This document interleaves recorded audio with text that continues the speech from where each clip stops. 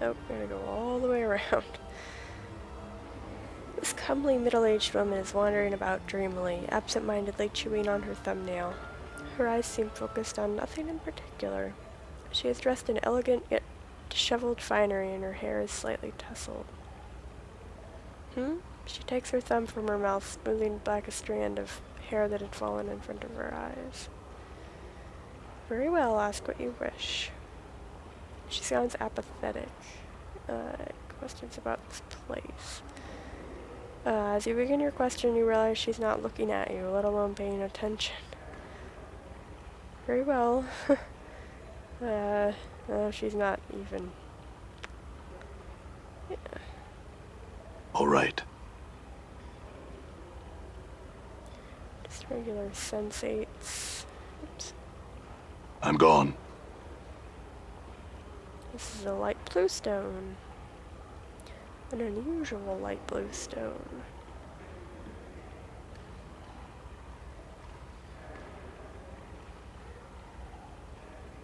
A reddish orange stone. We'll take a look and see how close everybody is to leveling up. Actually, Nameless one's pretty close. Dakon's close to leveling up in Fighter. She's close to leveling up in Thief. Still got a ways to go, but Mort did level up recently, so. Done. All right.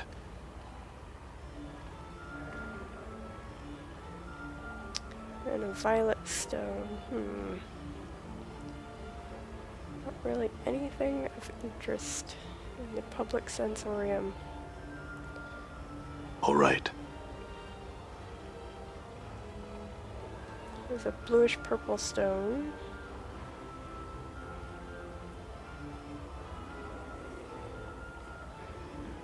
All right. And I think that's all of them. Yeah. Okay. Well.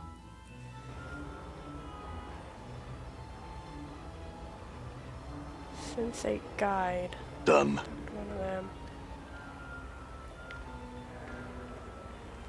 This man's gentle voice compliments his calm and refined demeanor. Greetings, are you here to use one of the sensory stones? I guess. Oh, here. The man smiles and explains to you some of the various sensations that are currently available for your perusal. So we have a choice of unavoidable pain, tender love, mind-numbing tedium, sheer wonder, consuming impatience, tired surrender, supernatural lust. Are there others? Okay, let's just go down the list, I guess.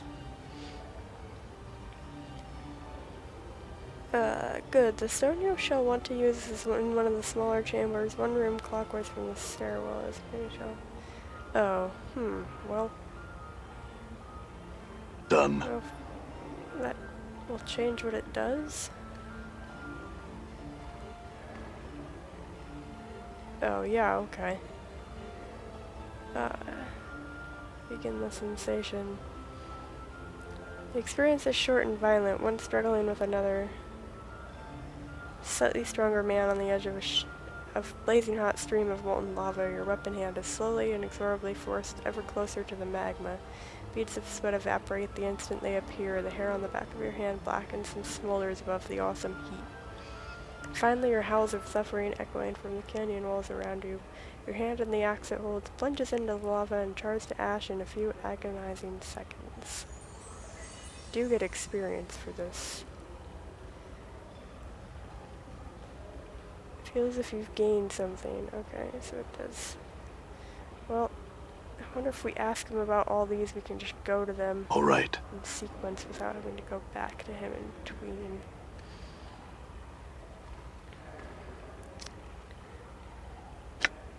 Tender love. I don't know, I think.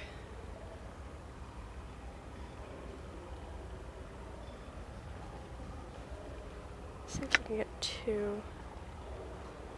Start Done. it up. I'm gone.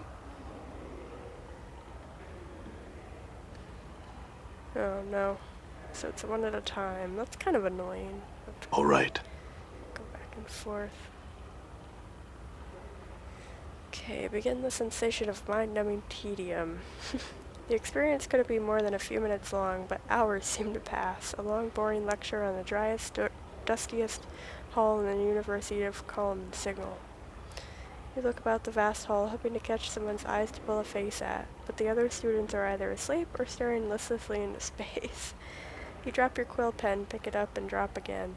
Just for something to do, you consider stabbing yourself in the eye with it, just to see if your senses haven't been wholly numbed by the incredible boredom. Okay, so once again we've gained a little bit from that, so I guess I'll do more of these. Go ahead and do Tender Love.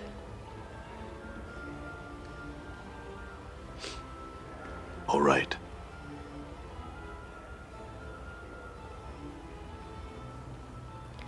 Your eyes are closed, you can sense someone standing, you can sense yourself standing on the tips of your toes, pressed against someone tightly. Soft, soft lips brush against yours, giving you the most gentle of kisses. Your heart seems to flutter in your chest, and you feel as if you could fall backwards and simply float off into space.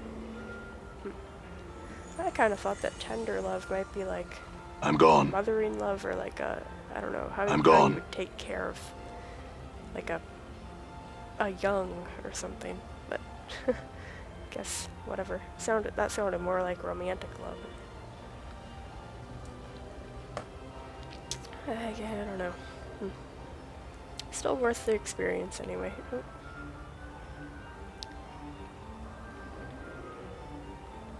Okay. Let's do so Sheer Wonder. Just go through these in order, I don't see why not. All right. This one.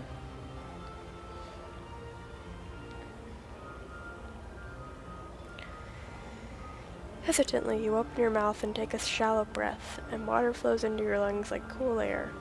You smile and take a deep breath, gawking in all directions as you slowly sink into the bottom of the harbor, where hundreds of colorful fish weave through twisting tracks of brilliant coral.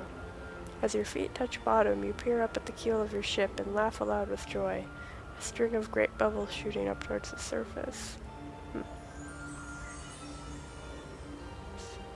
Guess if you're immortal, you could breathe underwater. Okay, let's see. Consuming impatience.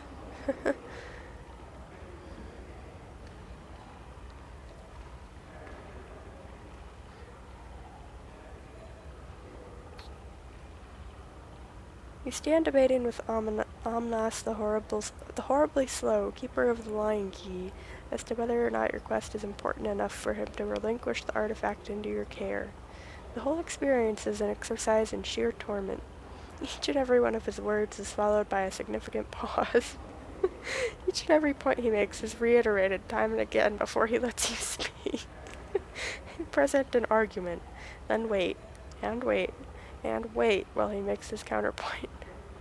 To which you shoot out a snappy counterpoint of your own, then must wait yet again for another of Omnus's drawling, meandering, seemingly endless counterpoints. Oh, I don't remember where I was in that, It's everything you can do not to simply lop the fiend's tusked head off and snatch the key from the twitching corpse.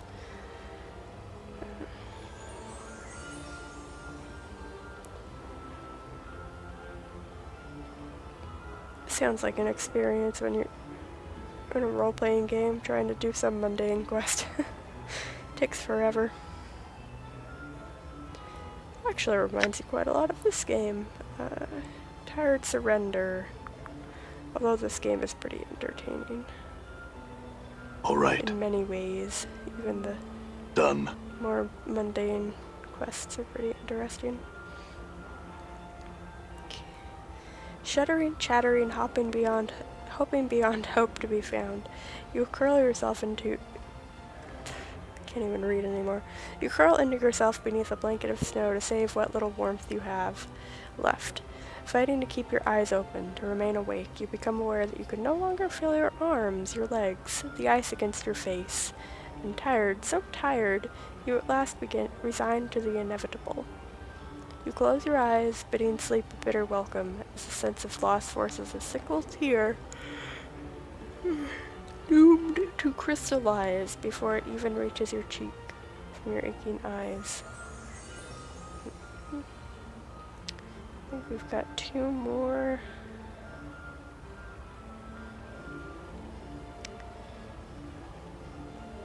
What was that one we just did? Tired surrender. Oh, we've got one more. Supernatural lust.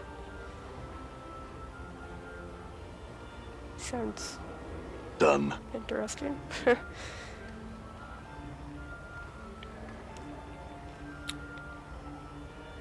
You find yourself coupling with a succubus, a creature of such intense otherworldly beauty that even her fiend's horns and thrashing tail give you no pause.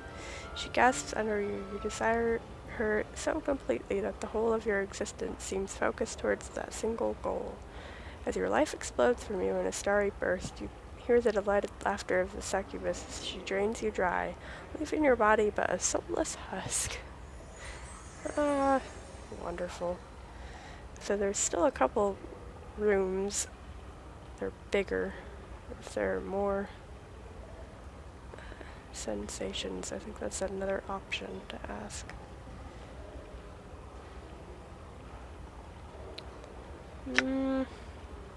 Are there others? Will one of these suit you? I wonder if we can do all of these. Complete bafflement, grim determination, frightened exhilaration, pure glee, bitter loathing, festering jealousy, psychosis. That sounds like the most interesting, actually. Psychosis will do. Stone you shall want to use as the smaller chambers. 1 room clockwise from the stereo. Okay, All so we right. have to go again. All right. In this room.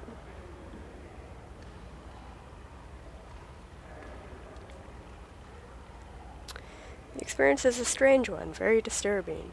You have the point of a knife pressed to someone's throat, your hand clamped over their mouth, and breath hot and heavy in their face. You begin to stab them, slowly. The knife dimples their skin and eventually breaks it. There is the hot rush of blood over your forearm, the sound of strangled respiration, a horrible sense of perverted glee, and it is over. Oh, I wanted that to go on more.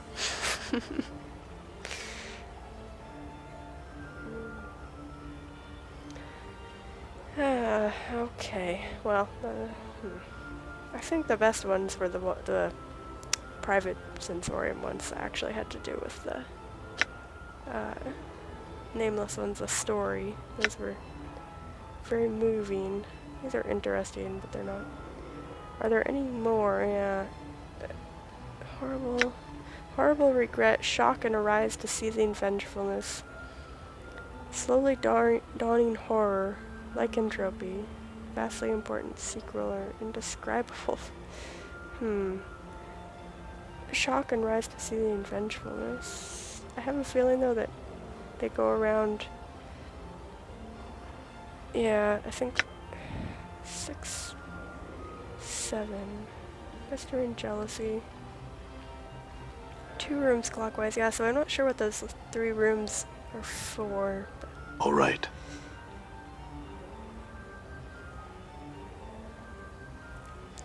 You feel your lip curl as the fair-haired young hero, armor gleaming like a polished silver mirror, once again enters your tavern. Hanging his velvet cloak on a wall peg, he surveys your patrons with a pair of eyes like sea gems and a smile that sets the serving wenches swooning. You set the mug you're cleaning down and harumph loudly, thinking of what it'd be like to turn him upside down and shove him into a rain barrel. Okay, we're still getting a lot of experience All for right. this, so I think I'm gonna keep I'm gone. going with them.